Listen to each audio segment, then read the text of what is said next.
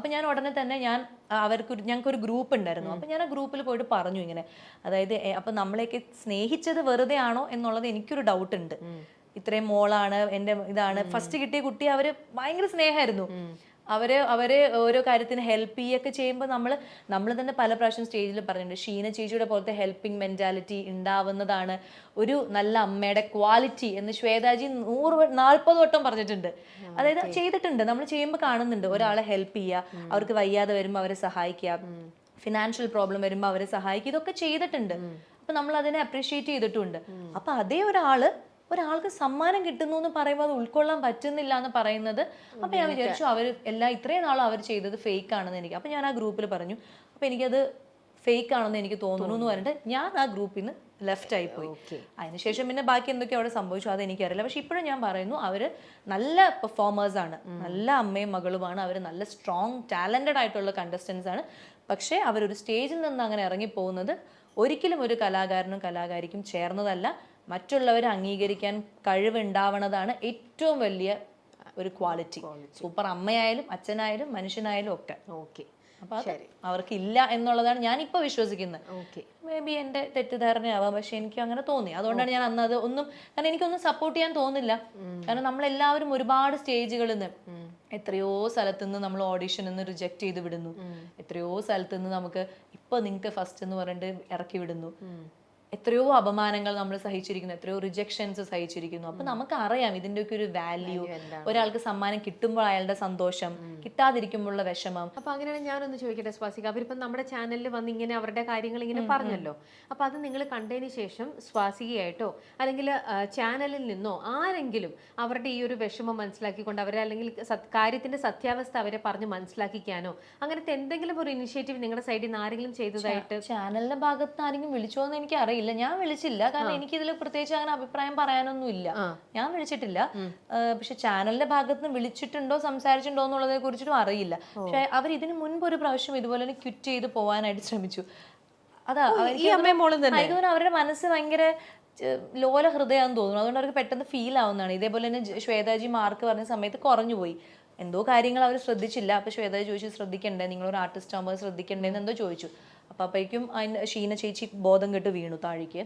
അപ്പം ശൈത്യ ഭയങ്കരമായിട്ട് റിയാക്ട് ചെയ്തു, നിങ്ങൾക്ക് സമാധാനം ആയില്ലേ, ഇപ്പൊ എന്റെ അമ്മേനെ അങ്ങനെയൊക്കെ എന്തൊക്കെയോ സംസാരിച്ചു. അങ്ങനെ ഭയങ്കരമായിട്ട് ചോദിച്ചപ്പോൾ ശ്വേതാജി വന്നിട്ട് സമാധാനപ്പെടുന്നു, അത് അങ്ങനെയാണ് ഇങ്ങനെയാണ്, ക്വിറ്റ് ചെയ്യരുത്, ഇത് ഒരു കോമ്പറ്റീഷനാണ്, പല പ്രശ്നങ്ങളും ഉണ്ടാവും, അങ്ങനെയൊക്കെ പറഞ്ഞ് അന്ന് അവരെ സമാധാനിപ്പിച്ച് തിരിച്ചു കൊണ്ടുവന്ന കാര്യമൊക്കെ എനിക്കറിയാം. അതല്ലാതെ ഇപ്പൊ ആരെങ്കിലും സമാധാനിപ്പിച്ചോ എന്നുള്ളത് അത് എനിക്കറിയില്ല.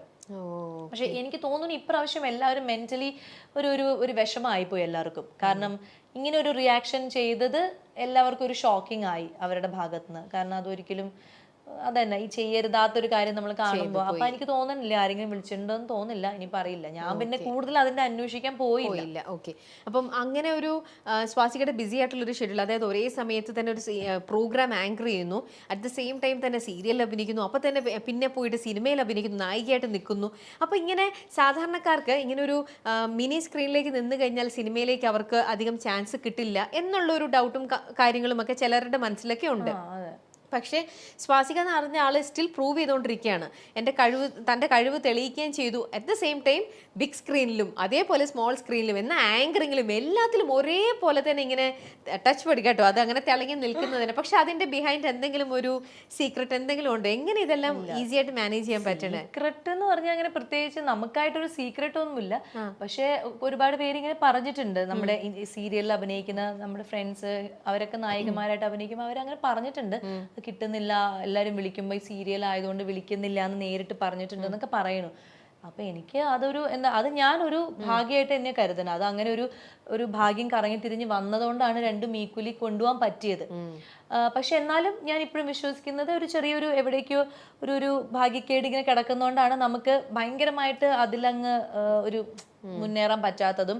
എന്നാൽ ഇത്ര വർഷമായിട്ടും ഒരു ഇത് പറയില്ല, ഒരു ഫുൾ സ്റ്റോപ്പ് വരാതെ നമുക്ക് പോകാൻ പറ്റുന്നതും ഒരു ഭാഗ്യമായിട്ട് തന്നെയാണ്. ഞാൻ പിന്നെ അന്നും ഇന്നും ഒക്കെ മനസ്സിൽ ആഗ്രഹിക്കുന്നത് ക്യാമറയുടെ മുന്നിൽ നിൽക്കാൻ പറ്റുക എന്നുള്ളത് മാത്രമാണ് എൻ്റെ ഒരു ലക്ഷ്യം. അപ്പൊ ക്യാമറയുടെ മുന്നിൽ എപ്പൊക്കെ നിൽക്കാൻ പറ്റിയാലും നമ്മൾ ആ ഒരു താങ്ക്ഫുൾ ആയിട്ട് ഇരിക്കുക. അത് ചിലപ്പം ഇന്റർവ്യൂസ് ആയിരിക്കും, ചിലപ്പം സിനിമയായിരിക്കും, ചിലപ്പം സീരിയലായിരിക്കും, ഓക്കെ, ഏതിലാണെങ്കിലും ആയിരിക്കും. പക്ഷെ ക്യാമറ എന്ന് പറയുന്ന സാധനത്തിന്റെ മുന്നിൽ നമ്മളുടെ ചിരി, കരച്ചിൽ, ആ സാധനങ്ങളൊക്കെ പ്രകടിപ്പിക്കാൻ പറ്റണേ എന്നുള്ളത് മാത്രമായിരുന്നു എൻ്റെ ഒരു ആഗ്രഹവും പ്രാർത്ഥനയും. അപ്പൊ അതിന് മുന്നിൽ എപ്പോൾ നിൽക്കുമ്പോഴും നമ്മൾ ഭയങ്കര അതിനെ ആ ഒരു മൊമെന്റിനെ താങ്ക്ഫുൾ ആയിട്ട് കാണുക എന്നുള്ളതാണ്. അപ്പൊ മേ ബി ഞാൻ ഒന്നിനോട് നോ പറയാറുമില്ല. ഇപ്പൊ എന്നെ ഒരു ഷോർട്ട് ഫിലിമിന് വിളിച്ചാലും സമയമുണ്ടെങ്കിൽ ഉറപ്പായിട്ടും ഞാൻ പോയി ചെയ്യും. സീരിയലാണെങ്കിലും ചെയ്യും, സിനിമയാണെങ്കിലും ചെയ്യും, ആങ്കറിംഗ് ആണ്, സ്റ്റേജ് ഷോ ആണെങ്കിലും ഒക്കെ ചെയ്യും. എനിക്ക് അങ്ങനെ പൊതുവെ ഇന്നത് ചെയ്താൽ ഇന്നത് കിട്ടില്ല, അല്ലെങ്കിൽ ഞാൻ ഇത് ചെയ്യേണ്ട ആളല്ല ഇപ്പോ, അങ്ങനെ ഒരു തോന്നൽ ഒന്നുമില്ല. ഞാൻ വേറൊരു കാര്യം ചെയ്യാനുള്ളൊരു ആഗ്രഹം ഉണ്ടല്ല. ഓക്കെ, ഞാൻ ഇങ്ങനെ കേട്ടിരിക്കുന്ന വെച്ചാൽ ഇങ്ങനെ ബിഗ് സ്ക്രീനിലൊക്കെ ചെയ്ത ആൾക്കാർ ടെലിവിഷൻ സീരിയലിലേക്ക് വരുമ്പോഴത്തേക്ക് അവർക്ക് അവിടെ കുറച്ചും കൂടെ ഭയങ്കര ഇതായിട്ടുള്ള ഒരു വെൽക്കമിങ് ആയിരിക്കും, അവിടെ അവർക്ക് കുറച്ചും കൂടി ഒരു കംഫർട്ട് സോൺ ആയിരിക്കും അന്നിങ്ങനെ കേട്ടിട്ടുണ്ട്. അങ്ങനെ ഒരു ഇതുണ്ടോ?